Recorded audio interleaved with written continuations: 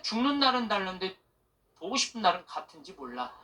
근데 우리는요, 하여튼 죽음에 대해서 부정적이에요.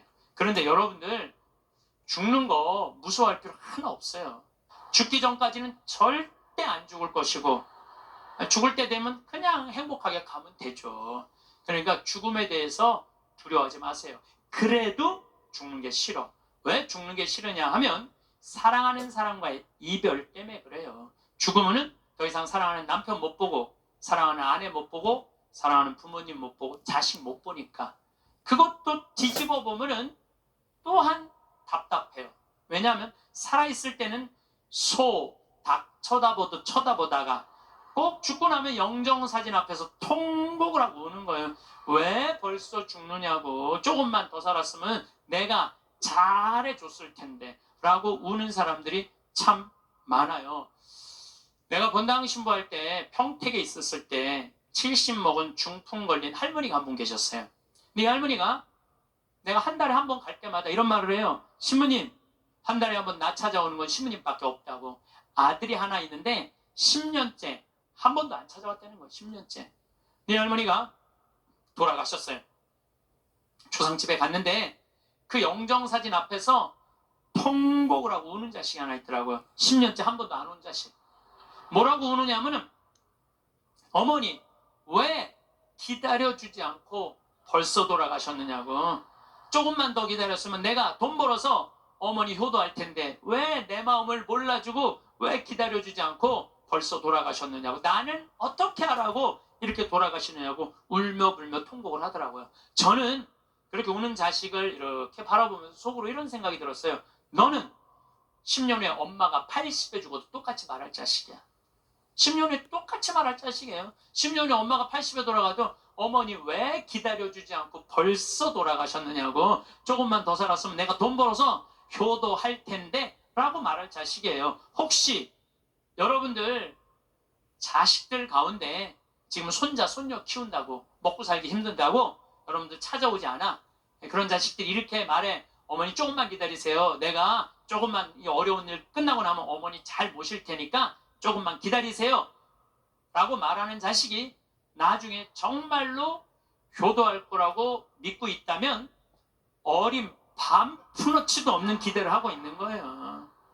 지금 효도하지 않는 자식은 나중에도 효도하지 않아요. 그러니까 잘해주려면 언제 잘해줘? 지금 잘해줘요. 혹시 여러분들 남편들 가운데 술 좋아하는 남편이 있어. 근데 술 먹고 결국은 술 때문에 죽었어. 그러면은 그 남편 앞에서 이렇게 우는 자매들이 있어요. 이렇게 죽을 줄 알았으면 그 좋아하는 술이라도 한번 마음 놓고 먹게 할 걸. 이렇게 말하는 자매 있어요. 내 손 붙잡고 얘기하는 자매가 몇 있었어요. 신부님, 이렇게 죽을 줄 알았으면 그렇게 구박 안 하고 술이라도 마음껏 먹게 할 걸 너무 후회된다고. 죽고 나서 후회하지 마시고 살아있을 때 잘해주세요. 어차피 먹는 술인데 마음 편안하게 한번 먹게 해주면 어디 매일 그렇게 해주라는 게 아니야. 한 번쯤 그렇게 해주라는 거야. 홍어 삭힌 거 주문하고, 목삼겹살 삶고 묵은지 해갖고 소주 5병 딱 해갖고, 여보 오늘은 내가 집에서 낼게. 바깥에서 눈치 보고 그걸 그렇게 마시지 마. 그런데 남편이 세상을 떠났잖아요. 그럼 여러분들이 이렇게 말할 수 있어요. 적어도 여보, 내가 마지막에 이별주 한번 근사하게 대접했지. 당신 잘 가. 이런 말 할 수 있어요. 근데 한 번도 그런 멋있는 대접을 안 한 사람은요, 한이 돼요, 한이. 그러니까 잘해주려면 언제 잘해줘? 지금 잘해주세요. 혹시 여러분들도 인생을 살면서 여러분들한테 잘해준 사람들이 있을 거야. 그렇죠? 정말 은인이 있을 거야. 인생의 은인들.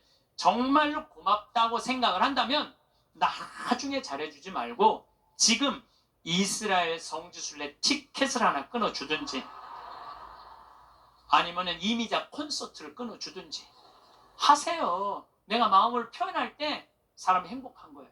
그래서 나중에 잘해주지 마세요. 잘해주려면 언제 잘해줘? 지금 잘해주세요. 지금. 그러니까 죽는 거, 죽기 전까지는 절대 안 죽을 것이고 살아서는 열심히 사랑하고 죽어서는 천당 갈 건데 뭐가 그렇게 죽는 게 무서워. 안 죽으려고 용을 써요. 여러분들 오래 사는 게 좋아요? 막 80살에서부터 100살까지 누워서 똥오줌 싸가면서 벽에 똥칠해가면서 오래 사는 게 좋아요? 네가 누군지 내가 누군지도 모르면서 자식들 서로 네가 모실 거냐 내가 모실 거냐 하면서 원수 만들어가면서 오래 사는 게 좋아요? 나는 오래 사는 건 좋은 게 아니에요. 오래 사는 거는 그냥 사는 날까지 즐겁게 사는 게 중요한 거야. 그냥 사는 날 매일매일 즐겁게 사는 게 제일 중요해. 먹고 마시고 노는 일이 참 중요한 거예요. 그래서 여행도 다니고 피정도 이렇게 다니고 친구들하고 단풍 구경도 가고 돌아다닐 수 있을 때까지 돌아다니다가 86살에 그냥 주무시다가 죽어. 그냥 100살까지 건강하시면 안 죽어도 돼요. 그런데 돈 쓰는 거 아까워갖고 돈 쓰는 거 무서워갖고 쓰지도 못하고 뒷방에 쭈그리고 앉아서 그러면 어떻게 되는 줄 아세요? 다리에 힘 풀리면 누워서 똥오줌 싸요. 너도 피해주고 나도 피해주는 거야. 그런 사람들이 힘든 거예요. 그냥 건강하게 움직이는 사람은 사는 날까지 건강하게 살 수 있어요. 행복하게 살 수 있어요.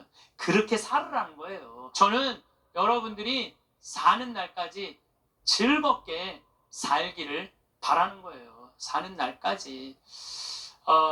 저는 6년 전에 위암 수술을 했어요. 위를 3분의 2를 잘라냈어요.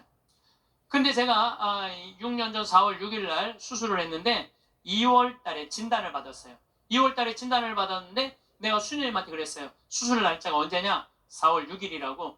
내가 4월 3일까지 사순 특강 잡아놓은 스케줄이 있으니까 4월 3일까지 강의를 하겠다. 그리고 4월 3일 날 병원에 들어가겠다. 수술하고 3일 지나고 나서 조치를 별로 취하는 게 없더라고. 요즘은 더 이상 조치 취할 거 있느냐? 없대. 난 퇴원해야 되겠다. 수술 강의가 많아서. 나갔어요. 근데 수녀님이 또 전화 왔어.